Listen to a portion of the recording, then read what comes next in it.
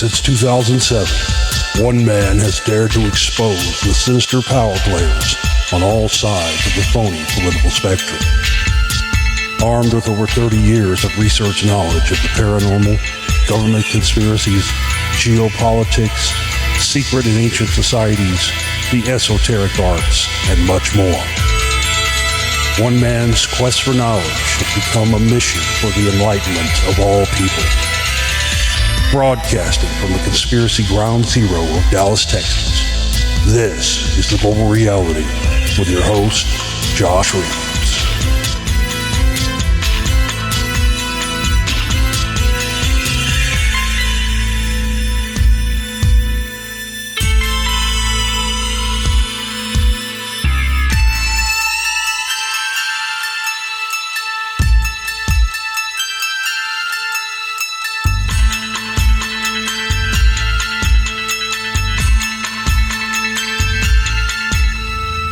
Yes, indeed. Welcome, ladies and gentlemen, to another edition of the broadcast. I'm your host, Josh Reeves. It is Monday, December the 9th, 2019. Back here with you for another edition of the show. I've got various news items and topics of discussion, as per usual, for you here on the show tonight. So thank you very much for being with me and tuning in for another edition of the broadcast. I don't even know where to start. That's some very interesting stuff to talk about tonight. One particular thing I'm going to get into out of the gates here tonight for you is, that's pretty wild. And I debated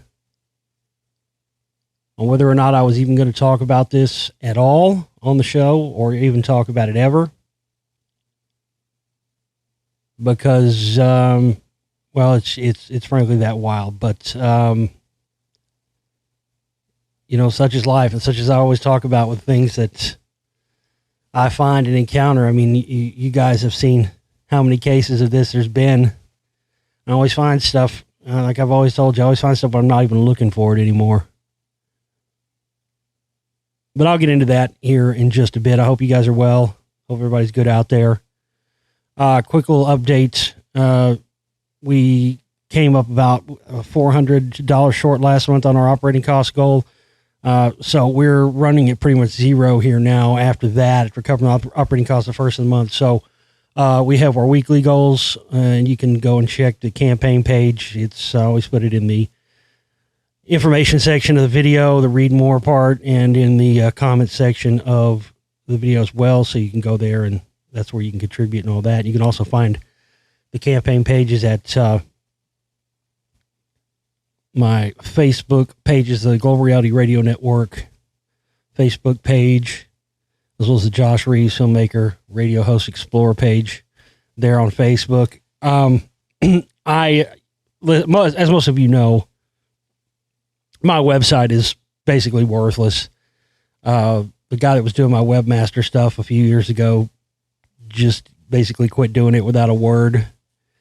And, you know, I know virtually nothing about doing websites and all that stuff. So the website's pretty much worthless except for a few things on there. There's the links to the download shop is on there. It still works. The subscribe button in the top right-hand side of the corner is where you go and subscribe to the members archives so you can stay current with the show and get the shows as soon as they get uploaded, so you don't have to wait for them to be uploaded to YouTube and all that. And as I've said, I'm hoping to remedy all that into the new year. I'm hoping to have the website revamped and going to be working towards you know, not giving everything away for free anymore. I just can't do it anymore. So I'll be making some changes around the first of the year. But for now, at the website, theglobalreality.com, you can still scroll down on the right-hand side of the page. You can use the donate button there. If you don't want to use PayPal, you can use a credit card through there. It'll still process it through PayPal, but you don't have to log into an account or anything. The subscribe button will still take you to the members archives to get a membership there, $10 a month. $28 for 3 months. It's got all the packages there. You can get a lifetime subscription as well. And links to the download shop and all that stuff are still there as well. But yeah, I just wanted to say that because I get messages on time to time. We get new listeners and stuff who come in and people are like, hey, you know, what's up with the website and all this. So yeah, I'm aware it's a piece of crap, and yeah, I'm aware that it's not updated and all that. But like I said, it's out of my hands. But we will be working on getting that remedy for you in the near future. But like I said, we're pretty much on zero right now. Our goal for the week is 400, so just go and make your contributions if you can. Check out the perk packages there on the page as well. And give us a like on our Facebook pages if you haven't yet as well. My goodness. I'm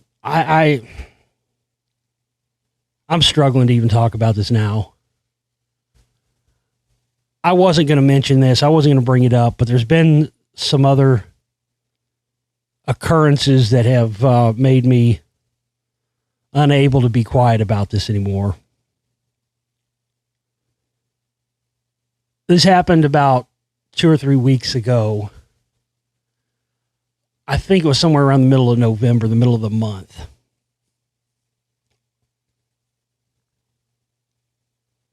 Gosh, it's tough. It's tough, man. It really is. It's really tough to talk about this because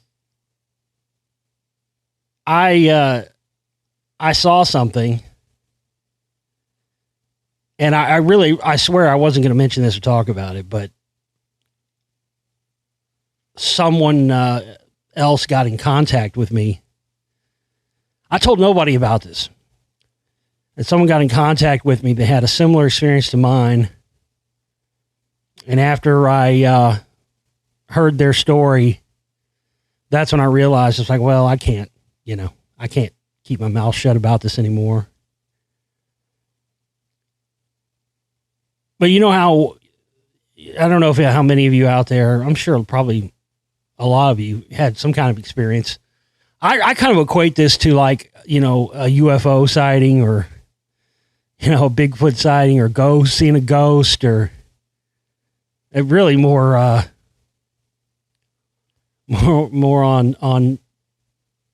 the same wavelength as seeing a ghost, really. But occasionally you'll have an experience and you'll see something that's so insane and so crazy that you don't even say anything about it to anybody because it kind of cheapens the experience, really. Because you're like, why do I even want to say anything about it? Nobody's gonna believe me anyway. If I tell somebody I saw this thing, this, that, or the other, nobody's gonna believe me. They're just gonna laugh at me. So it's best to keep this to myself. So that's why I didn't mention this. I didn't say this to anybody. A couple of weeks ago, here in Dallas, I was, it was just like, 2:00 in the afternoon, middle of the week, like on a Wednesday or something. I was leaving a friend's house, and I walked out the door to leave, and right about that time as I was leaving, I saw a man. I was about 15 feet from him. He was walking briskly down the sidewalk, very fast, like on a mission fast. You remember in Oliver Stone's JFK? I actually heard there was actual reports this was based on actual reports of people that saw this in Dealey Plaza when Kennedy was assassinated. But there was that scene in Oliver Stone's JFK where Brian Doyle Murray, the actor, Bill Murray's brother, he played Jack Ruby. Fantastic Ruby, by the way. He played Jack Ruby in Oliver Stone's JFK. And I think it's the scene, I haven't seen the movie in a while, but if I remember correctly, it's where a woman is describing she was there on the grassy knoll, she's describing what she saw. And it goes black and white, and you see Ruby, and he's like fucking walking briskly, hauling ass. He's like, right after the shots went off, and a lot of people saw Ruby walking briskly. He was walking just like that. This guy was walking just like that. He was looking straight forward, straight ahead. He didn't look side to side. He could have looked over at me and seen me because I was maybe 15 feet from the guy. He was like tunnel vision, dude, looking straight ahead. He had on New Balance shoes. He had on those like the faded color denim jeans, like the Jay Leno edition, Captain Denim edition. You know what I'm talking about? The kind of light colored denim jeans. He had on either a gray hoodie or gray sweatshirt or something. It was kind of cold out that day with a blue polo shirt that was buttoned up with the collar sticking out. I could see the blue collar sticking out of the hoodie or the sweatshirt or whatever it was he had on. I couldn't really tell what it was. He was walking really fast. Salt and pepper hair. I stopped. I froze. I looked at the guy. I went, holy shit, that fucking guy looks like fucking Jeffrey Epstein. And I kept staring at him. He walked. He was hauling ass. I tried to get my phone out to get my camera up, man. He was gone. I'm telling you right now, guys, that fucking guy I saw, that was fucking Jeffrey Epstein. If it wasn't Jeffrey Epstein, that was his fucking clone. And I told you months before he air quotes was killed or air quotes died, being sarcastic there, that I told you months before it ever happened what was going to happen. They were going to fake his death. I never believed, that's the whole counter disinfo conspiracy they've been trying to run with, and they've tried to back up, and you've seen how much they've tried to reinforce that idea, which is very suspicious. They could have very well hid that info, but came out with that info a couple of weeks ago about saying his injuries were more conducive to strangulation than to suicide, because they're trying to reinforce the idea that, oh no, he's dead, but they're trying to reinforce the idea that, oh, maybe he was murdered instead of killed himself. So that's the conspiracy theory they're trying to be predominant. I'm telling you right now, this fucking guy, there's no way. I'm telling you, I believe, I see enough picture of this guy. I believe I saw Epstein walking down the street in Dallas, Texas. Now listen, hear me out. I know that sounds fucking crazy. Believe me. I've been going over this in my head for months, but listen, the only reason I'm talking about this is because there's more stuff that's been brought to my attention now that leads me to believe that very well might have been him. I know. Listen, I know. Take your time. Go ahead and get it out. Call me a whack job. Call me crazy. Go ahead, get it out of your system. But please hear me out and let me give you all the information that I have available to give you tonight before you make a judgment on this, okay? Because I know it. I wasn't even going to talk about this. I wasn't even going to talk about this. I wasn't even going to discuss it. I wasn't even going to bring it up until some other information got brought to my attention that made me go, oh, shit.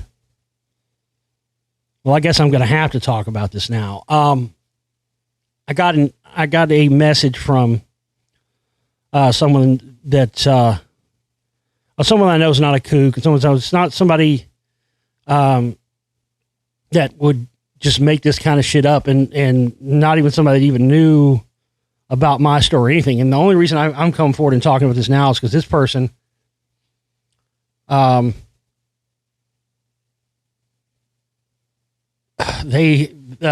it's just crazy. They saw him too. And once I read their story, I went, oh shit. Well, I got to talk about this now. So this is what this person sent me. It says Monday, December 2nd, 2019 at approximately 5:15 p.m. Exited off I-75 south on Spring Valley Road in Dallas, turned right at the first turnaround above the Spring Valley Tunnel. I saw a dark navy blue Chevy truck pumped up a half foot or so, ready to make a U-turn. It was a large F-250 four-door. The man in the truck was in his 60s, wearing a blue polo shirt. Now, that's what got me. That's what made my stomach sink.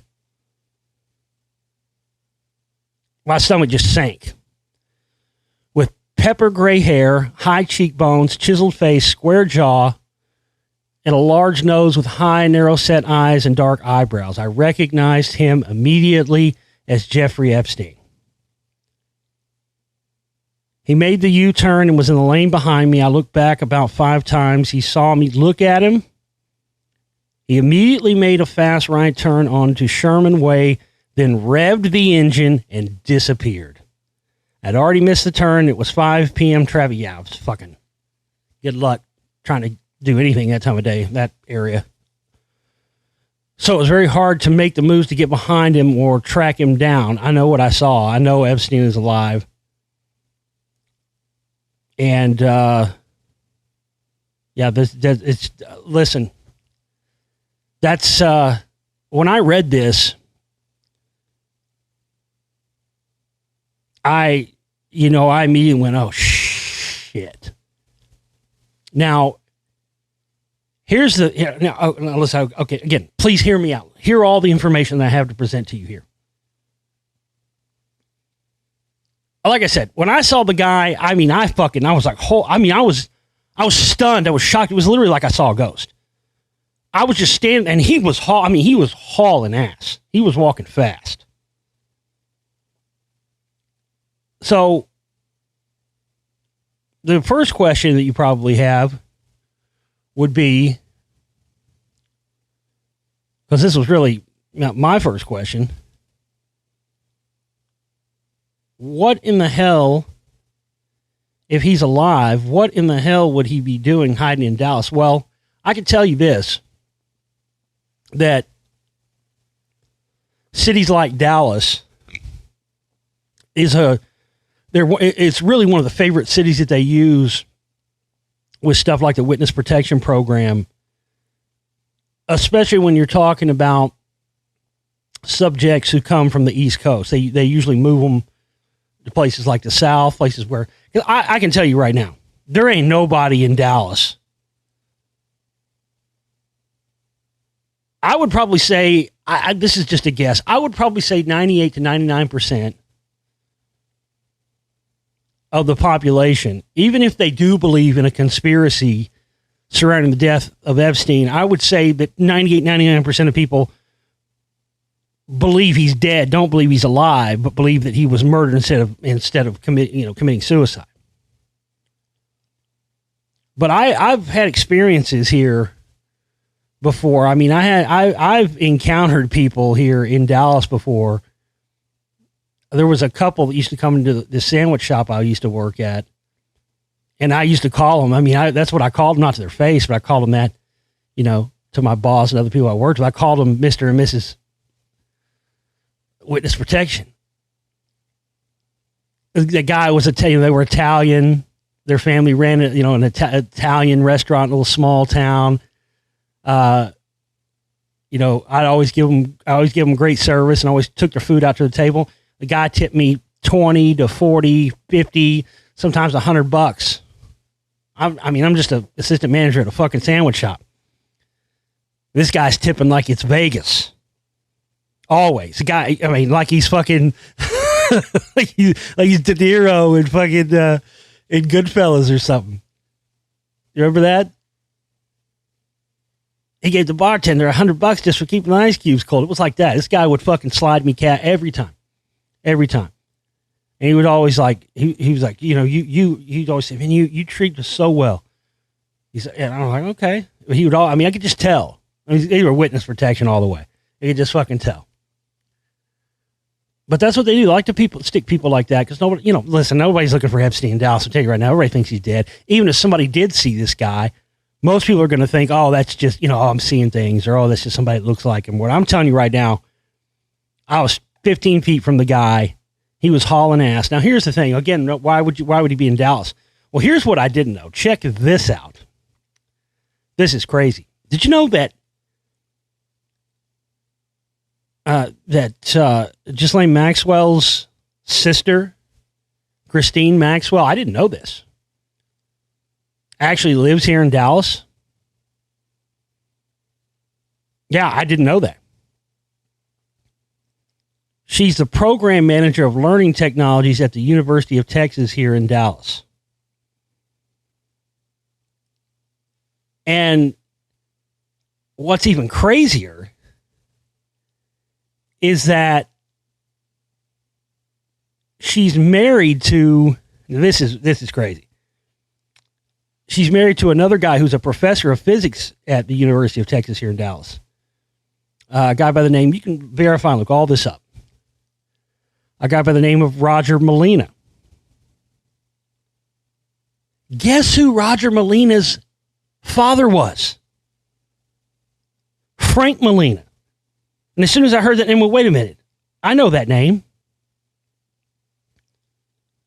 Those of you who've seen Spellcasters Volume 1, you saw the stuff I did on there with L. Ron Hubbard and the OSS, CIA, MK Ultra stuff and the stuff with Jack Parsons. Frank Molina was Jack Parsons' buddy. And he knew L. Ron Hubbard as well. These were the guys that formed the Jet Propulsion Laboratory in Pasadena.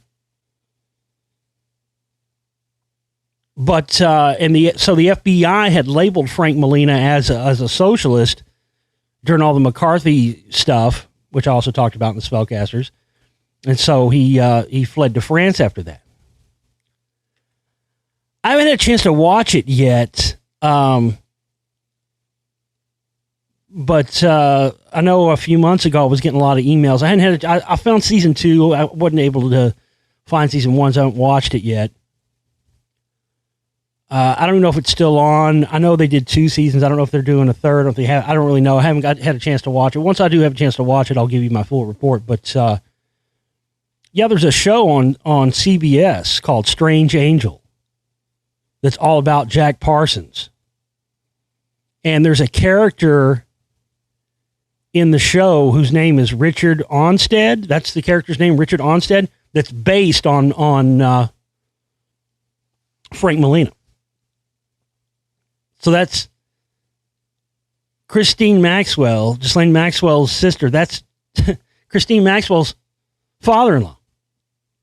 Of course, he's long dead, but... And guess what else? Frank Molina was known to attend the OTO, the Ordo Templi Orientis Lodge, with Jack Parsons from time to time. Now, as you know, from watching my Spellcasters film, Volume 1,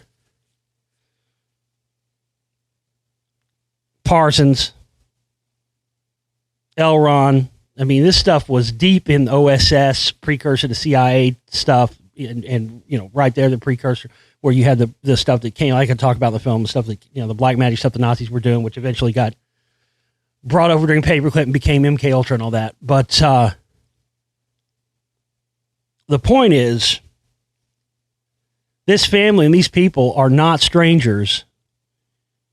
They're no strangers to evading the law and, evading authorities. So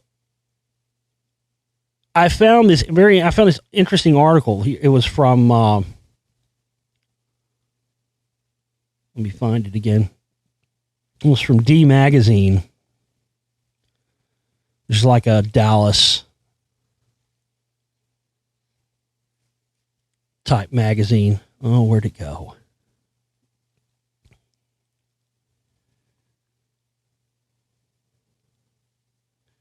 There it is. Jeffrey Epstein conspiracy theories and Ghislaine Maxwell's Dallas family tree. Firstly, if you're already caught up in Jeffrey Epstein murder conspiracies, as several of my coworkers are, please read this. It says the Daily Beast tracked the twisted family tree of Epstein's long companion, Ghislaine Maxwell. One of Ghislaine's older sisters, Christine Maxwell, spearheads special projects for information resources at the University of Texas at Dallas. The board director of Chiliad Incorporated made her fortune as one of the founders, along with her twin sister, Isabel of Magellan, one of the first internet searches. God, I remember, oh man, that just gave me a weird flashback. God, I remember, that's archaic. That's fucking archaic. I remember Magellan.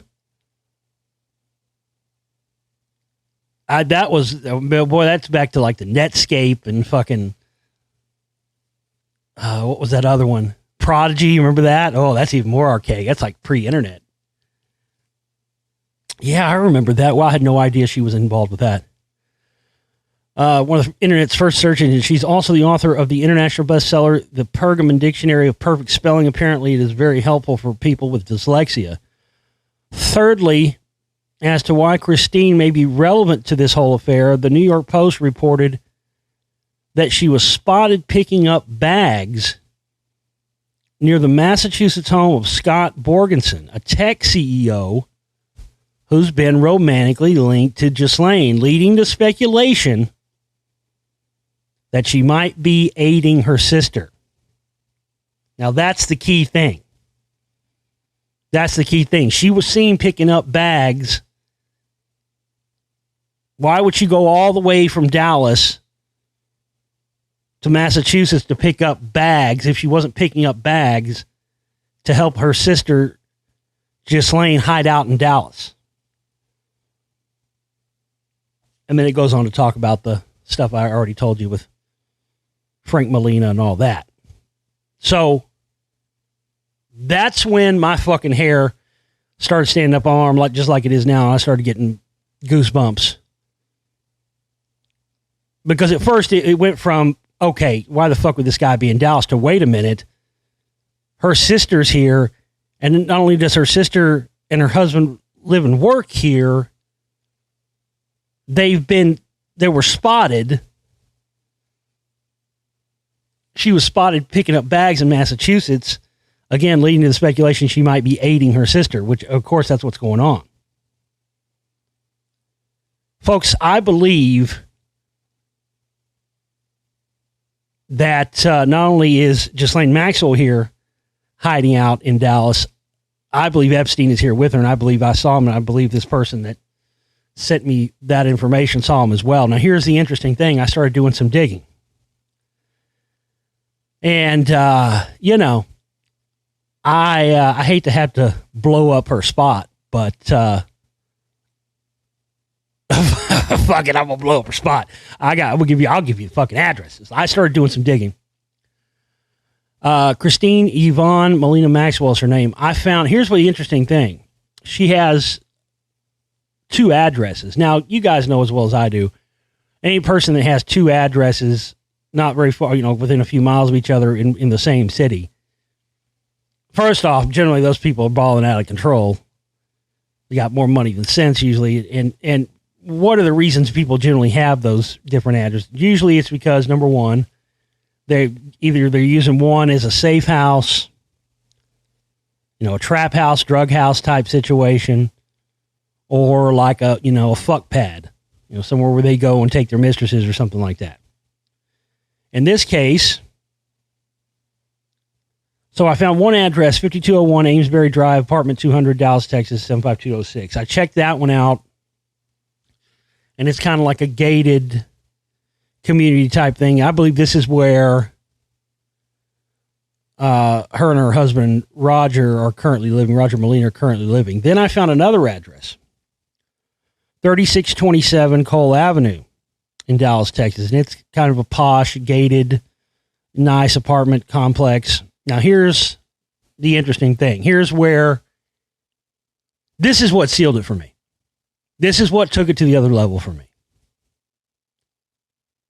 Because I believe this 3627 Cole Avenue that's in Christine Maxwell's name, I believe this is the location where Ghislaine and Epstein are currently hiding out. Now it's gated and nicer. I mean, even if you were to go over there and stake it out, you're not going to see anything. But here's what did it for me. Here's the thing. This 3627 Cole Avenue is exactly 1 mile from my friend's house that I was leaving a couple of weeks ago when I saw Epstein walking down the sidewalk like he was on a mission, and he was walking directly in the direction of this 3627 Cole Avenue and was about 1 mile from where I was standing, where I saw him at, ladies and gentlemen. I once I found these addresses and I started doing digging, I almost fell on the floor.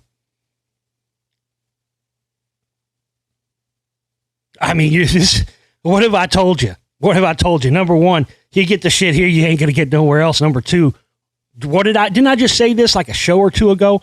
All conspiracy roads always lead back to Dallas. Always. They always lead back here. Always.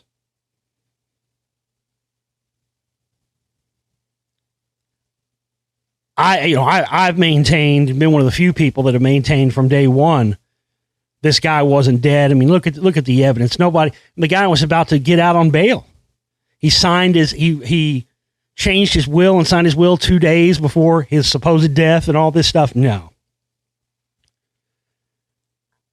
That fucker's here. He's alive. Like I said, I wasn't even going to talk about this. I wasn't even going to reveal this. I was going to keep this to myself and never even speak of it. But once I was contacted by this person, and listen, I'm not going to give you, this person asked me not to give their identity away.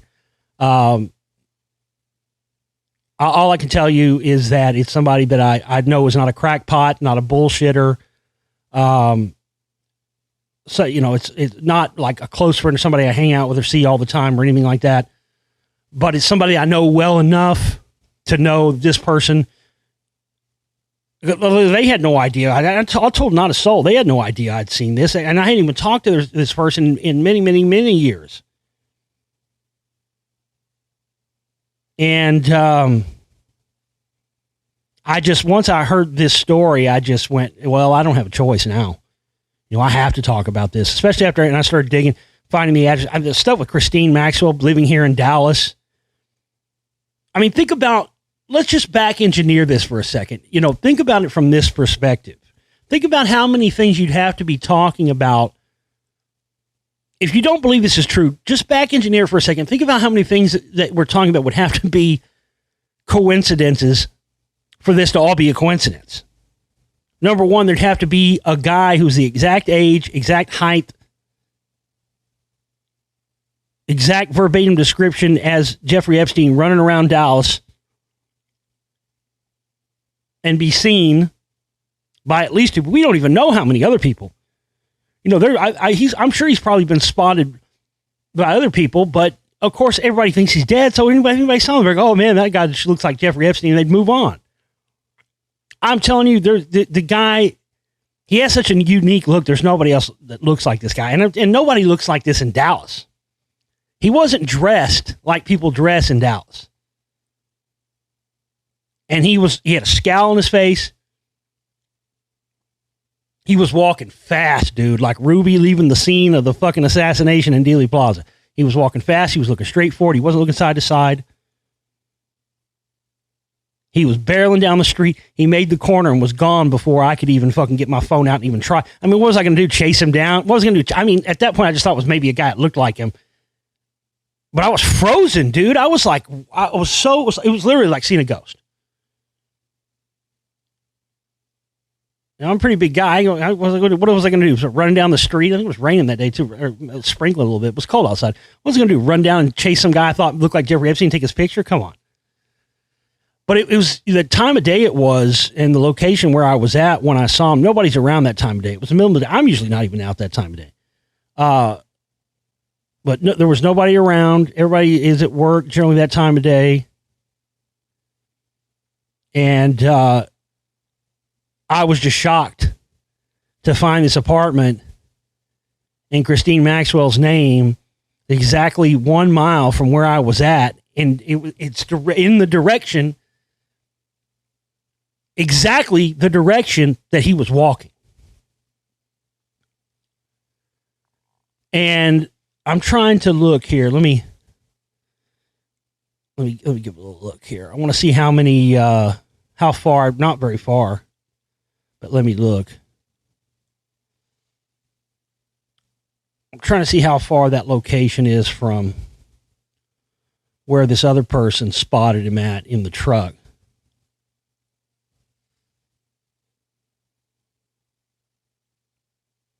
Approximately 13 miles, something like that. So yeah, that's not very far. Not a very far radius. Listen, like I said, I wasn't even going to talk. I equated it to seeing a ghost or a fucking Sam Squanch or a fucking, skunk ape or whatever, one of those things where you're like, all right, because I've seen some crazy shit, man. And most of the time when I see some crazy shit, I'm like, I'm going to keep that one to myself. I'm just not going to tell anybody about that because it's too crazy and nobody's going to believe you anyway. And you know, nobody, if you believe what you saw, nobody needs it. I'm telling you, I believe beyond any shadow of doubt that was him that I saw. There's just nobody else that looks like that. There's no way. The nose, the salt and pepper hair. I mean, I just was just shocked because I was just walking out the door of a friend's house and it was perfect time. Perfect fucking timing. And he's fucking briskly walking. He had that scowl. I mean, I've seen that fucker's pictures and stuff a million times. I mean, that was fucking him. That was him. And then finding out about Christine Maxwell living here in Dallas, and she's married to Frank Molina's son, the guy that was doing, probably doing who God knows what rituals and bullshit with L. Ron Hubbard and Jack Parsons and, and all that stuff. Because that's one thing that I've thought there was an element to with all of this that we haven't really had a lot of information on yet. Because I just always felt and always knew there was probably, if you even go back to my film, The Secret Right Volume 2, where I showed all the, the stuff in there, what they were doing with the sex trafficking with the kids and all that, with Johnny Gosh, remember, and all that, and the rituals they were doing at Bohemian Grove and all that Hunter S. Thompson supposedly filmed and all that. So, I knew there was probably some element of that black magic and weird kind of shit, because there always is. I mean, just like I talked about in Spellcasters 1, there is all that stuff when it comes to MK Ultra stuff and ritual abuse. And to find out that she's married to, Frank Molina's son, they hold up here in Dallas, and then I find those addresses of those houses, two places, their address, they're listed in her name. And one just happens to be a fucking mile away from where I was when I saw this guy. Where there's smoke, there's fire, folks. You're not going to convince me otherwise. So look, you can say I'm crazy. You can say the person that gave me this information is crazy, whatever. But the only reason I decided to talk about this is because I felt it was better to get it out there on the record. I mean, this is dangerous information, folks. I mean, listen, these guys are fucking... They want to keep this under wraps. I just blew up their spot. I mean, I'm sure they're going to have to relocate his ass now. Probably won't see him again. But I just felt it was safer to talk about this and get it on the record than to keep it a secret. In case anything happened to me or whatever, God forbid. But I'd hate for something to happen to me or something and then that not be out there on the record. And I kept that a secret. Nobody knew about it. So I'm really just talking about this and decided to bring it up. I would have never brought it up had this person who I trust came forward, and this person had nothing to gain from bringing this up. They're just freaked out and scared, because they know the implications of this too. But I knew as soon as I got that other information with the other sighting, and the stuff with the blue polo, that's what my stomach sank. I got to tell you, my stomach sank. That fucking sick feeling you get in your stomach, man, that fucking anxiety thing. Oh, fuck, man. When I read that description about the blue polo, I went, oh my God. Because that's one thing I remember the most. I remember seeing he had the collar, the blue polo was buttoned. All three buttons were buttoned all the way up.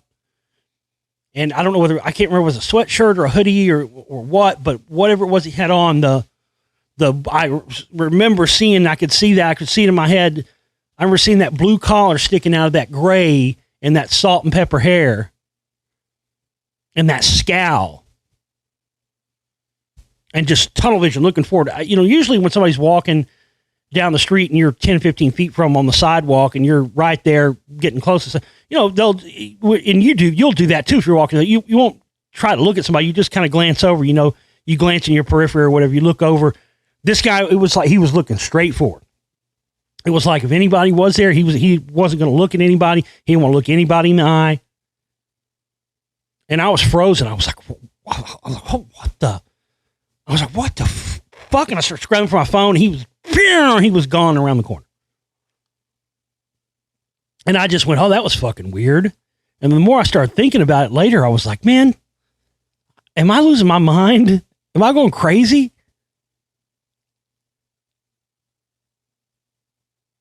I mean, I told you from the very beginning when they showed those supposed pictures of his body and all that, that shit was fake. I mean, that's very easy to do, folks, with Hollywood-style special effects and stuff like this. Very easy. But I got to tell you, too, this is not an uncommon thing. It's something people have been faking their deaths for many, many years. It's not an uncommon thing. It's so much more common than people even know. And it's one of the reasons why The Spellcasters 2, among all the other reasons, has taken so long, because one of the main parts of the film I've struggled with, because, and that I've talked about this, the Kurt Cobain part, where, you know, I have all this evidence and I have all this, you know, stuff, and pretty much everybody believes the conspiracy that he was murdered and Courtney Love had something to do with his death. And that's, you know, that's been the predominant conspiracy theory that's been put out there, and pretty much everybody's on board with that. But the more that I dug into this and the more I found all this information, I found a lot of information. I've really battled with this, whether to even put it out or not, because, you know, very controversial. But you're going to see when I'm done with this film, there's a lot of evidence that Kurt Cobain didn't kill himself, that he faked his own death. But then there's a lot of evidence to the contrary. There's a lot of crazy stuff. I mean, especially the stuff with, like, you know, all the reports talked about how his brains were blown everywhere, but then the first guy on the scene, the first responding officer on the scene, when you go and look at the actual police reports, the first responder on the scene, his comment was how little blood there was. For a shotgun blast, it was very little blood spatter. And the reason why that is because he was shot up with, like, 6 times the amount of heroin it takes to kill somebody. He was already dead when somebody put the shotgun in his mouth and pulled the trigger. And the reason why you get all the blood spatter and stuff like that when somebody kills himself is because of blood pressure. If somebody's already dead, they've done this with forensic analysis with pigs, cadavers, stuff like that.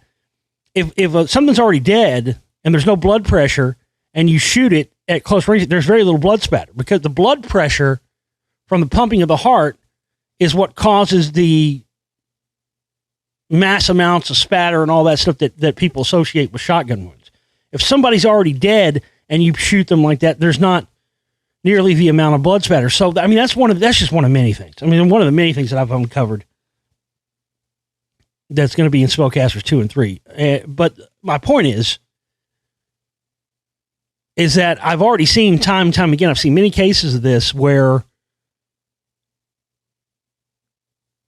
you know, again, they put out this, what they want you to believe is the predominant conspiracy theory, and most people jump on and it sounds plausible and they think, okay, that's probably what happened. But then you really start to dig. I mean, there was all kinds of indicators. All kinds of indicators. I don't want to give it all away. I've got a lot of stuff in this film, and I've been working on this for so long, and I've had to do so many rewrites because I keep finding different contrary stuff, you know. But I'm telling you, I know what I saw. And this person that saw him too knows what they saw.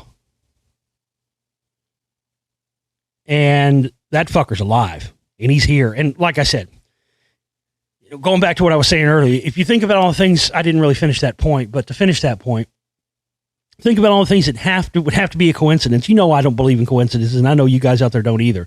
But when you think about all the things that would have to be a coincidence, you know, it'd have to be a coincidence there's somebody that looks just like Jeffrey Epstein running around Dallas that now 2 people have seen. There would have to be a coincidence that Ghislaine Maxwell's sister, not only lives in Dallas with her husband and works for the University of Texas, Dallas, but also has an apartment in her name and has 2 different addresses in her name, one of which is a mile away from where I saw this guy that looks like Jeffrey Epstein. Oh, and it's a coincidence that she's married to, Frank Molina, a guy who was working with Jack Parsons and L. Ron Hubbard at the Jet Propulsion Laboratory. All those things are coincidence? Really? You really expect me to believe that's all coincidence? If you don't believe any of this is true, then all those things are coincidence. It's just a coincidence. There's a guy running around Dallas who looks like Epstein, and it's just a coincidence that he was spotted a mile away from an address that's in Christine Maxwell's name.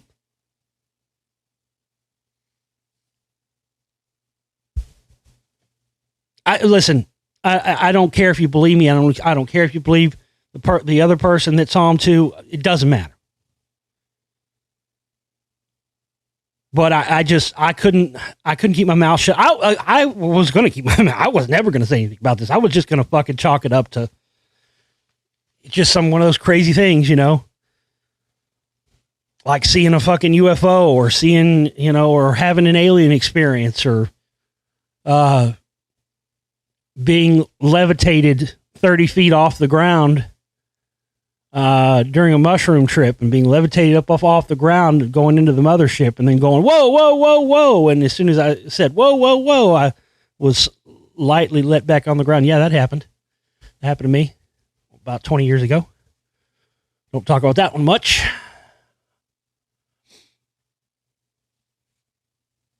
Again, like I said, I was not going to bring this up, but it was just one of those, one of those synchronistic things of,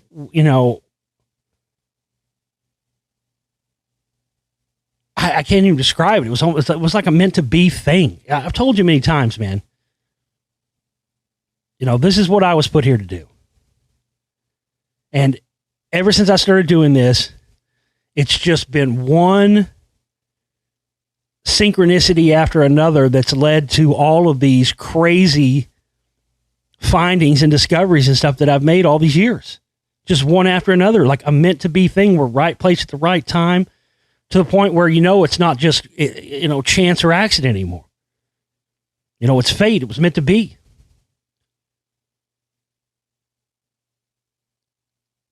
And the fact that I saw Epstein and this person saw Epstein, the fact that both of us saw him, if one or the other, if only I had seen him, the other person had not seen him.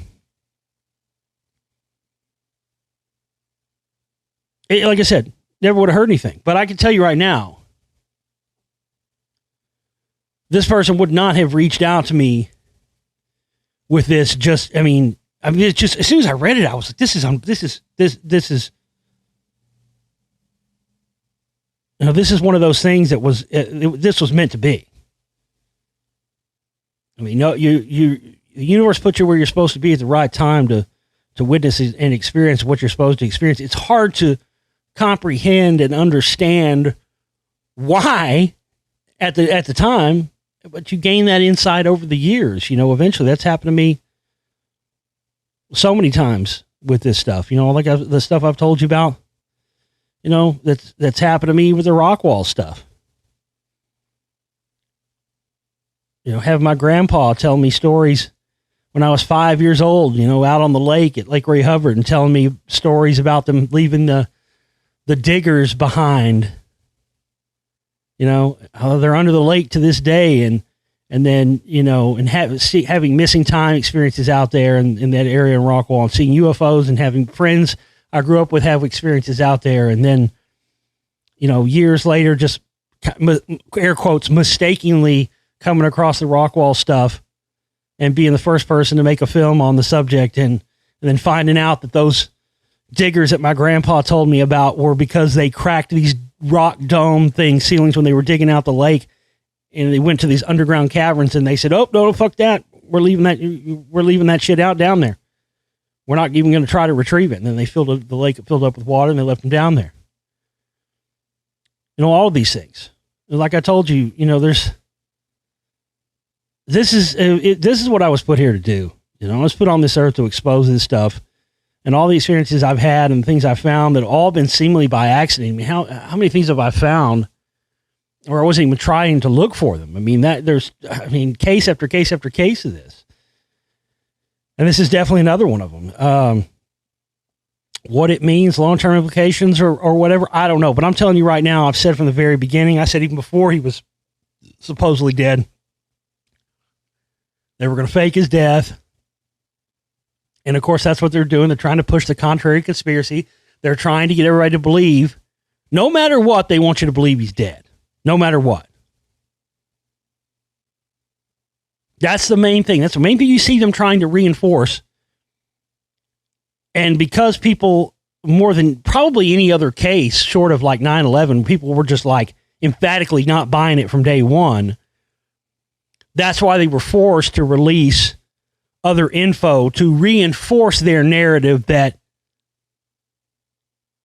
something was fishy. And that's why, they're trying to just strictly blame it on the Clintons and all that, which is total horseshit. Like I told you before, these guys, left and right, are all in bed with each other. They're also all in bed with Russia. They're all involved in the child trafficking, but one side wants the other out so they can whack their competition. I know what I saw. And I know what kind of memory I have. It's like semi-photographic memory. I'm telling you right now. I saw the fucking guy. The blue polo thing got me because that was the one thing I remembered the most besides the New Balance shoes. Was the blue polo. Because I remember just seeing that collar sticking out of the gray hoodie or sweatshirt or whatever it was. And the contrast between that fucking, that gray salt and pepperish hair, man. Yeah, I would have never talked about this, but after this person told me what they saw, and then the stuff about Christine Maxwell's and her husband living here in Dallas, and I mean the fact that address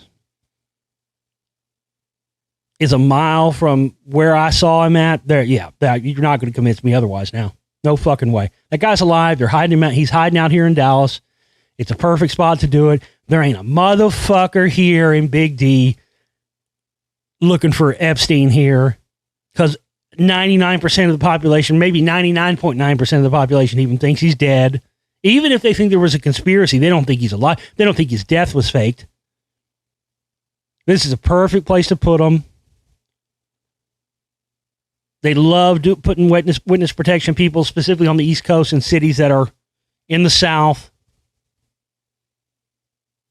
And again, all conspiracy roads always lead back to Dallas. I've got, where did it go? Here's an interesting story I found with more on this.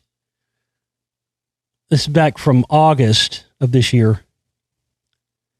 Ghislaine Maxwell's twin sisters have their own wild stories. As Ghislaine Maxwell hides out somewhere in the world at one of America's burger joints, or maybe in her boyfriend's seaside mansion, or neither. We'll go with neither now that we know this information. Her unconventional family with its own scandalous history has come back into view. On Saturday, we got a rare glimpse of Maxwell's 69-year-old sister, Christine, who was spotted packing up a car outside of a hotel near the Manchester by the Sea residence where Ghislaine had been rumored to be staying.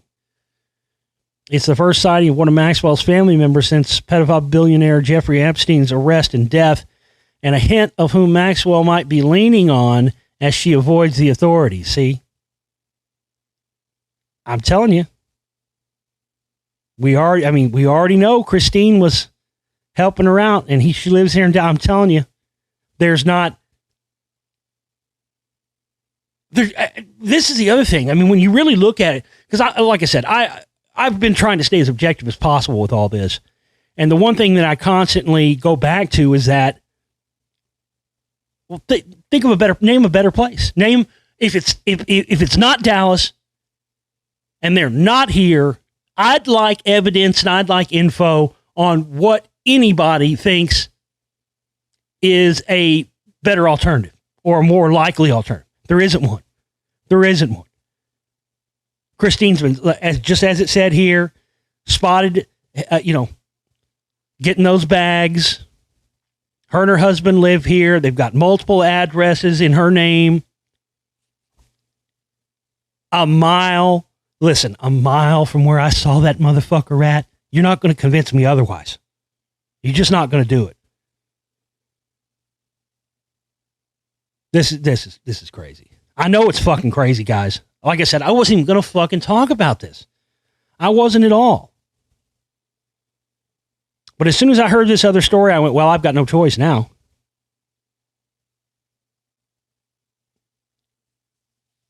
She's been accused by several Epstein victims of helping to traffic dozens of underage girls for sex, some of whom are suing her as a co-conspirator in Epstein's crimes. Christine is just one of Maxwell's 7 living siblings. Her sister, Corrine, and brother, Michael, died at ages 3 and 15. A brother, Philip, and the eldest daughter, Anne, have not been heard from publicly for at least a decade. But tracing the 4 others, Christine and her twin sister, Isabel, Kevin, and Ian, along with Ghislaine, who at 57 is the youngest, is like watching a real-life season of Succession as these heirs and their disgraced media mogul father's empire have strived towards their own ambitions. Twin sisters Christine and Isabel are the most fascinating of the bunch and have their own ties to entrepreneurial, unorthodox, and in some cases, shady men. See, that's the key thing right there. That's what I was zeroing in on.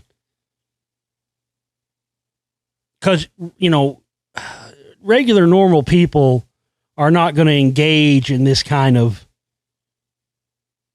hiding people from authorities and that kind of thing. But when you've got a family like this with a history of these people connected to these shady individuals and, the Molina guy fucking off to France during the McCarthy thing. I mean, this is a generational thing. The family patriarch, media mogul Robert Maxwell, built a publishing empire and a political career in the United Kingdom, but he died suddenly in 1991 from a supposed fall from his yacht, though there was speculation that he was pushed. Yeah, clearly. After it was discovered that he had plundered his company's pension funds to cover his debts, Maxwell's sons, Kevin and Ian, who had been working for their father, were caught up in the investigation of his fraud. Since then, they've laid somewhat low as businessmen, now 60 and 63 respectively. It's unknown how much contact they've had with Ghislaine, but neither one has made a statement about her publicly for many years. Christine and Isabel had more freedom to strike out on their own after the demise of the Maxwell empire. In the 1980s, they decamped to Silicon Valley, and in 1993, they helped co-found Magellan, an early search engine, with Isabel's then-husband, David Hayden. According to the Daily Beast, the sisters appeared in Michael Wolff's book on dot-com startups, Burn Rate. Wolff describes Christine as, quote, more commanding than her sister. Wow. Ooh, that's scary. Fuck. That's fucking scary, isn't it, folks? So she's even more hell on wheels than Ghislaine is? Whoa. Good God. Well, then that explains it. Definitely explains why she's got multiple residences here. Got a fucking hideout pad over in a fucking, high-end part of town. But both Maxwells are memorable characters, early Winklevoss prototypes. In a 1997 interview, Isabel credits her sister with coming up with the idea of reviewing and rating. Oh, like online stuff? Wow. The twins made millions when Magellan was sold to another company, Excite. Oh, yeah, I remember that. Damn, that was the first email address I ever had was Excite.com. I remember that. They merged Magellan the Magellan was the search engine on the Excite.com page. I remember, God, this was like late 90s. I remember that. But according to Isabel, it cooled the relationship between the two of them when McKinley, Magellan's parent company, didn't make it. Our relationship changed, Isabel said in 2002, and I changed in terms of my relationship with my family. Before then, I was completely in sync with the family. When something got to them, it got to me too. Since then, both sisters seem to have remained in the software and technology spheres. Christine is a doctoral candidate in the humanities department at the University of Texas at Dallas and continues to consult for internet companies. Her UTD website lists a personal website, christinesworld.com, which is no longer active, but it does have the brief personal statement that she, quote, came to the university in January 2012 and am enjoying academia and the associated activities of the big city life very much.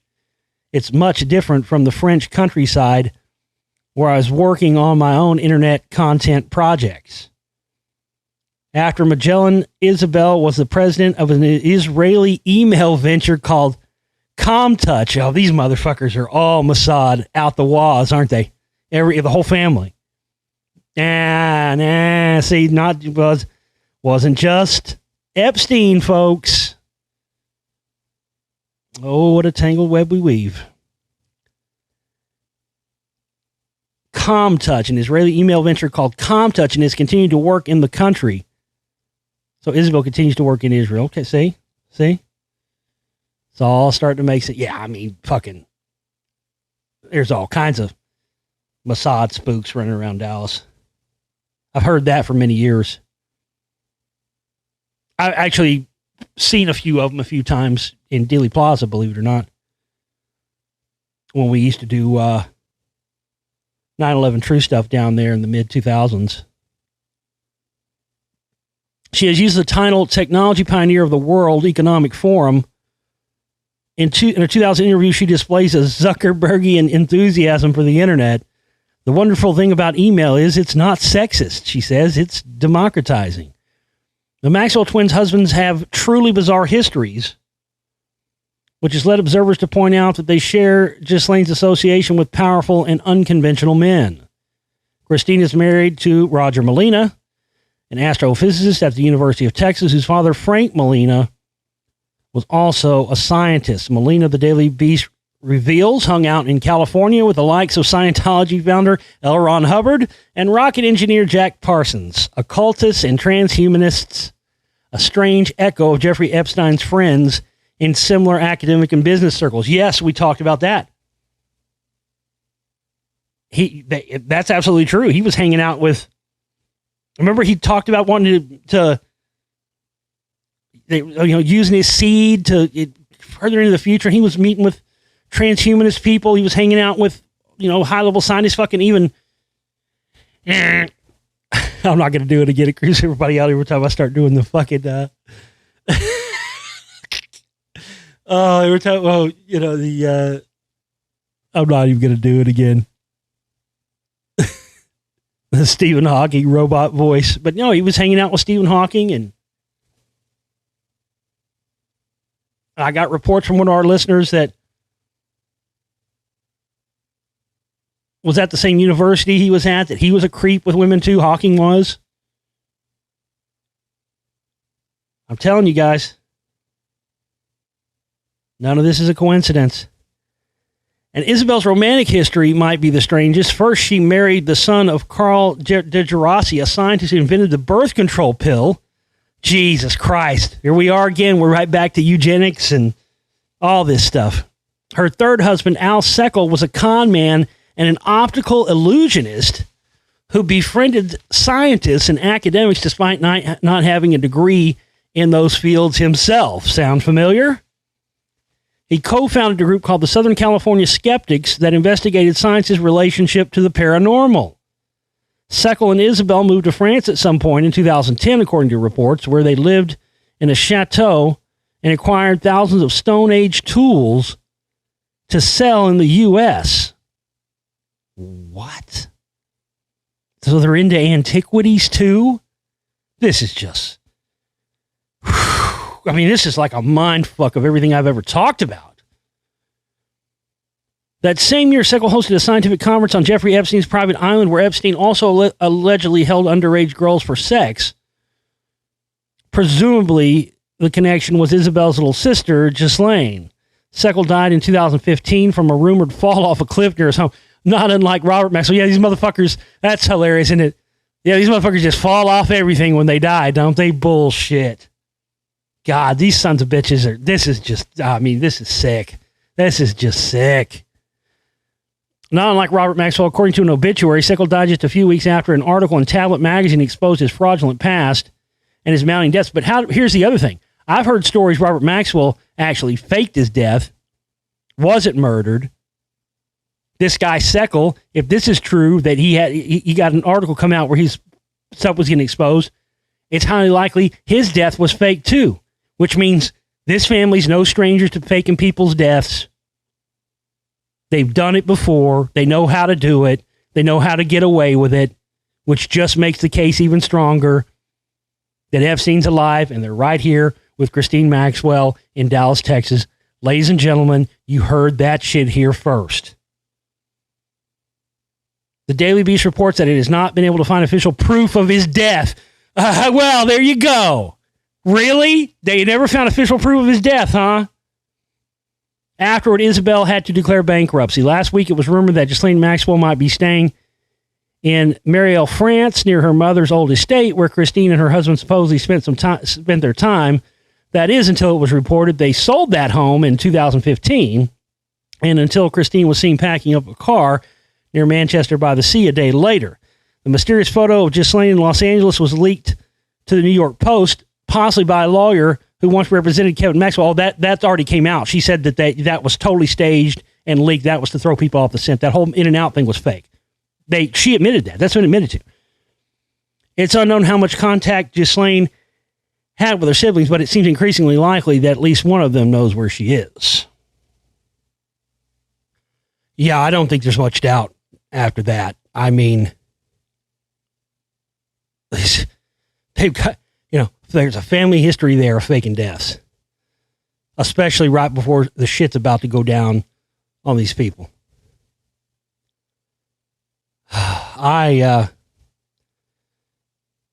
This is, we're well beyond the rabbit hole now, ladies and gentlemen. We've blown that bitch open and we're fucking down in it, past down in it. We're through the dimensional portal on that motherfucker now, aren't we? This is, I don't know what else to say.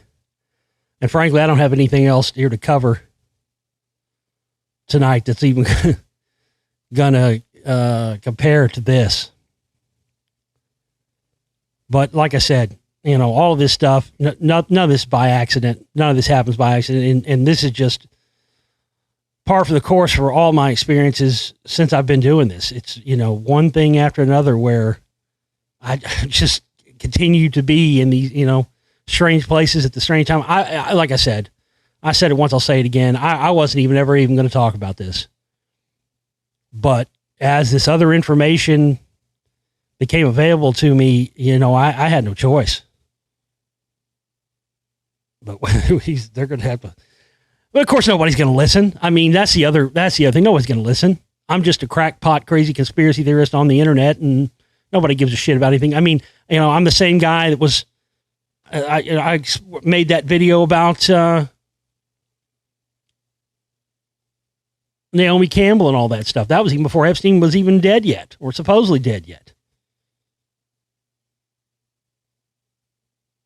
I mean, the stuff I've got coming in these coming films, Spellcasters 2, 3, and then the Secret Right Ultimate Edition we're going to be doing next year that's going to have all the real Russian info and all that stuff in it, man. We're going to blow it wide open. But again, this is why, to beat the dead horse one more last fucking time for you, this is exactly why you got to support my work, ladies and gentlemen. Exactly why you got to allow me to continue and keep going. Because the one thing that I have that nobody else has is this strange universal X factor thing where, like I said, the universe has I would have quit a long time ago. I'm not going to lie to you.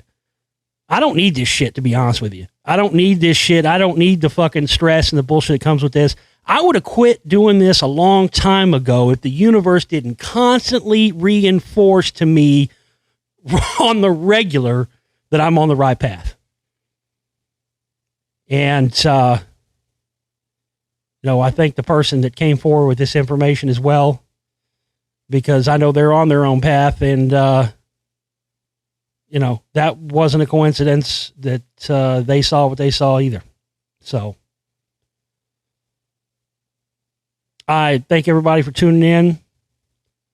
Again, please contribute, help us get off zero. We came up 400 short last month, so that's our goal for this week. And please make a contribution. Another thing too, I haven't really promoted this much, but we've been trying to raise money to get a new Mac in here as well, because the one I've got now is almost 10 years old and it's on its last leg, and it would really expedite us being able to get the films out if we could get a new computer in here. So you can find that fundraiser in the same places I mentioned earlier as well. I love you guys. We'll see you next time. Take care. Folks, this is Josh Reeves, and I'm here to tell you about a fantastic website, FixYourGut.com. FixYourGut.com can help you take control of your overall health. Are you sick and tired of suffering from indigestion, acid reflux, bloating, or abdominal pain? Do you run to the bathroom either all the time or hardly ever at all?